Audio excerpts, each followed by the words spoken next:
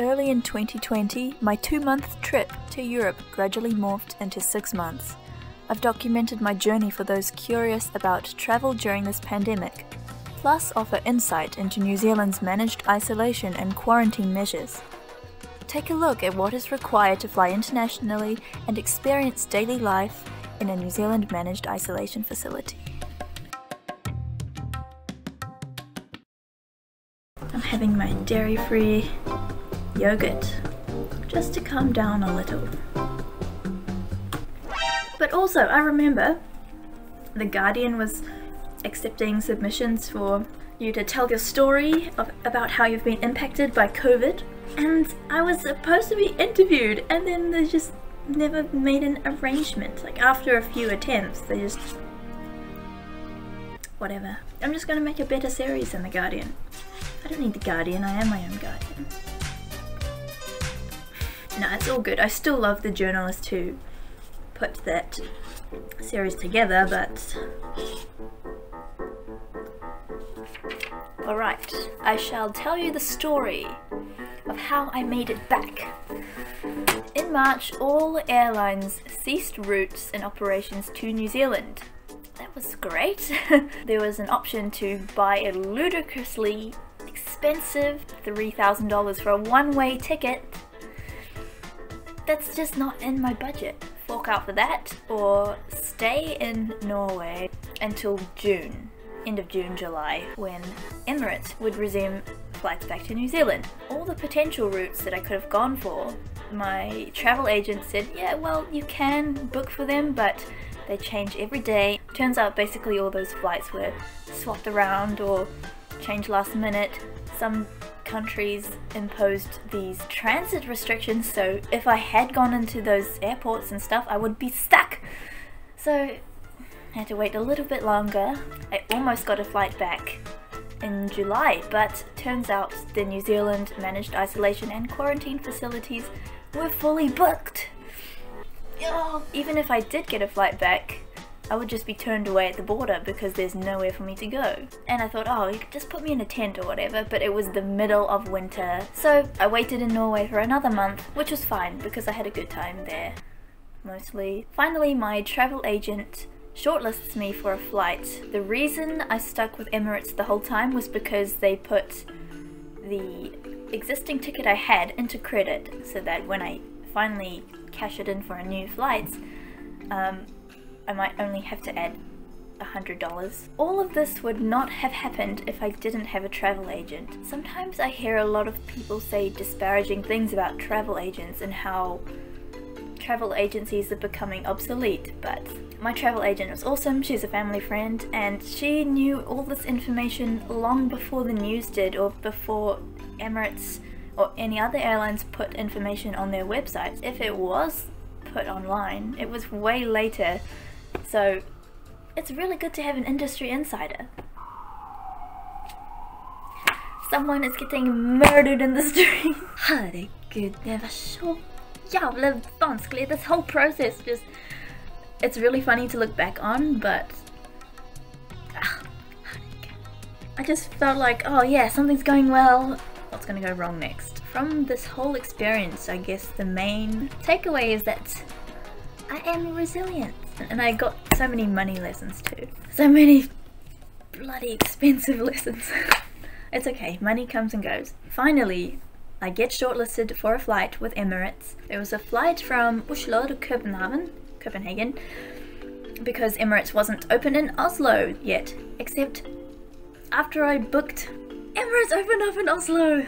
But it turns out that the flights from Oslo to Dubai and Auckland were, I kid you not, $9,000 New Zealand dollars, but that's still, I don't even have that much money in my savings.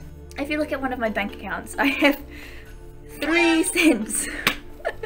I have multiple bank accounts, so don't stress too much, but it was my budget account to get groceries or, you know, shampoo and stuff. And I sent a screenshot to my mum and she, oh, is that a real bank account? She thought I was pranking her. No, mother. I get an email from my travel agent and it says new flight regulations for transit through to Dubai.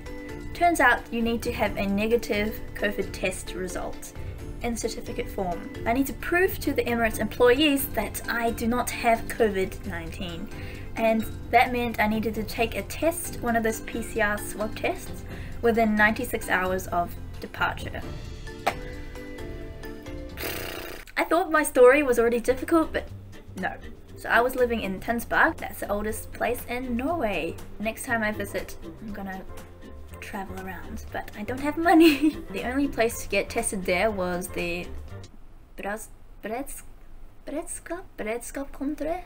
I don't know how to say it. There was a respiratory clinic and they had a drive-in test. You have to ring into the clinic, book an appointment, get it sorted. I thought, alright, that should not be too hard.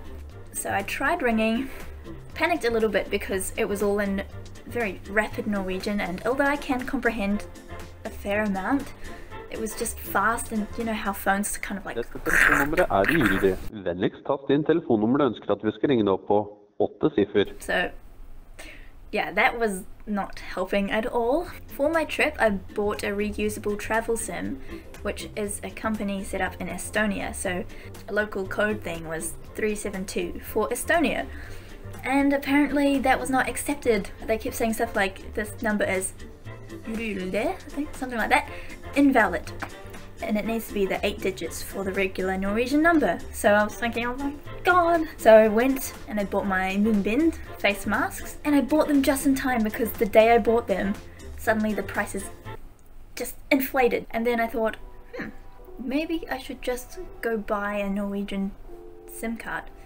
So I did, and I got it for about $5, which is really good. It turns out you need a national ID to set up your Telia phone number, so I ran back to the mall, and the weather had been perfect all week except this particular day. It was pissing down more than you could imagine, so I was just running in the rain, went back to the store, then I had to wait because the girl who originally helped me, she was talking to an elderly woman that was taking a long time.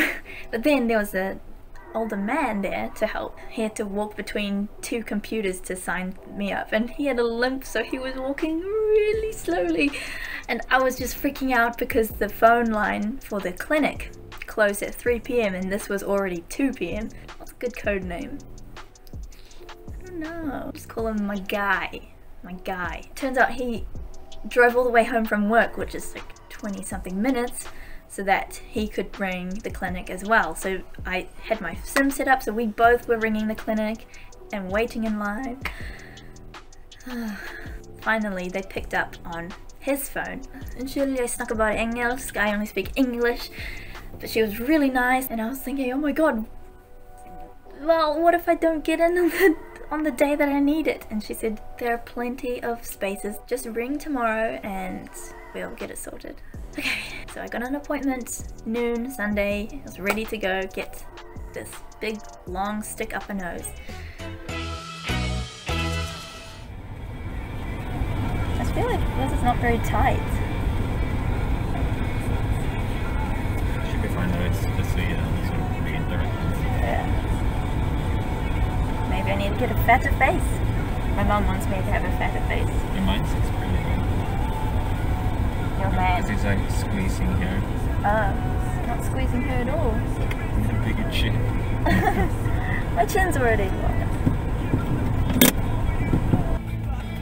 Maybe you're supposed to squish it into your nose. Yeah, that helps. So it powers it.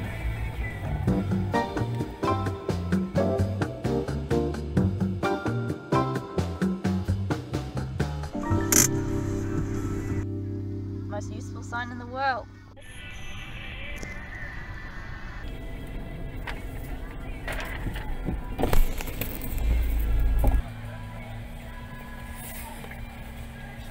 Did it say anything important?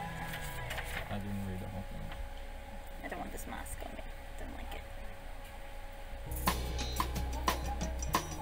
Oh my god.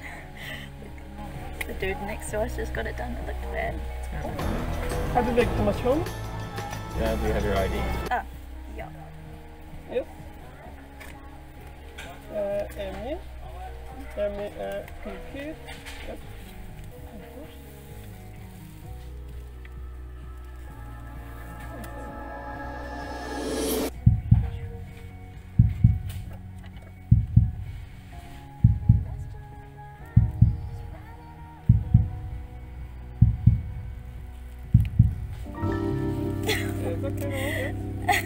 Ferdig.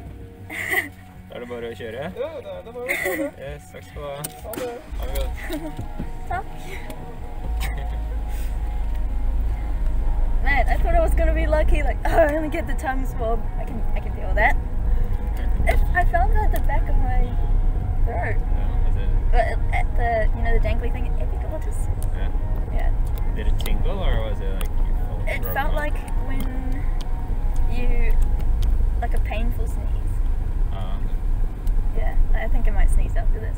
It was fine, and then they kept it in longer, and then he started putting it further back, and then my eyes started to sting. And, yeah, it's not that bad at all. It says here that it can trigger coughing or sneezing. Yeah, well, this eye's watering, but I have waterproof mascara, so I'm sorted. Nice. I have to do that more times. Good job. Yeah, it's fine. But you gave them your phone number, right, yesterday? Yeah. Yeah. So you will get the SMS. Yeah, it says your results will also be available at helsenorge.no. But not I don't for have a you. national ID, so I won't get it. I just want a little fat bogey out the window. Like. It also says that the results will normally come the day after.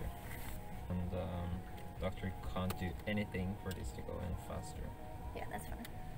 Just And fine. if it's a positive test, you will be contacted. Does it? If you don't have severe symptoms, does it mean?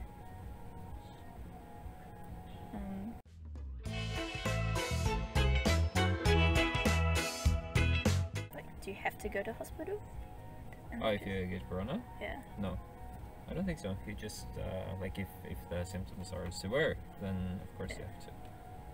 But you just have to stay at home for like 20 days or something. Okay. And then probably get a new test. Yeah. Well, I have no symptoms at all. I have been a little sneezy, but that's only when I put my perfume on, because it is cheap. It doesn't really hurt that much. It just feels very uncomfortable. I tested negative. Yay! I wasn't sure if a text message would be enough confirmation or qualify as a certificate. This time the weather was sweltering hot, so I'm just walking for half an hour to get to the clinic. Finally get a certificate. They spelled my name wrong. They spelled it Emmy Hucker. It's like how Jordan Peterson called me Emmy Hickey. Everything was sorted. Except my packing, that was a nightmare. With the new COVID rules, you can't have as much luggage anymore. I had to put my camera and computer in my checked luggage. And you know how those people treat luggage. Oh my goodness, there's so much to the story. I could just keep blabbing forever, which I'm sure people would love. Not. So, just when I thought everything was finally settling down, I was at Copenhagen airport waiting to leave for Dubai, and then I get a Norwegian text message on my phone, and it says that I need to pay 6,000 kroner, so that's about 100 New Zealand dollars, for the test fee, since I'm not a citizen and it wasn't free for me. And the lady who printed out my certificate said that it was all free and it was all good, and even though I asked about the fees. Yeah, so it said you need to pay within 24 hours, but I was going to be traveling for 40 something hours, so I was just freaking out, trying to put in all my Visa debit details, and it was glitching and not paying, and then I'm just freaking out to my guy, and he goes, "Don't worry, I'll sort this," and he pays for it even though it was glitchy for him too. And I say, "Oh, I owe you so much," and he goes, "No, my treat, it's fine." Thank you, Mother Huckers, for watching, and I will see you in the next episode. Episode sounds fancy.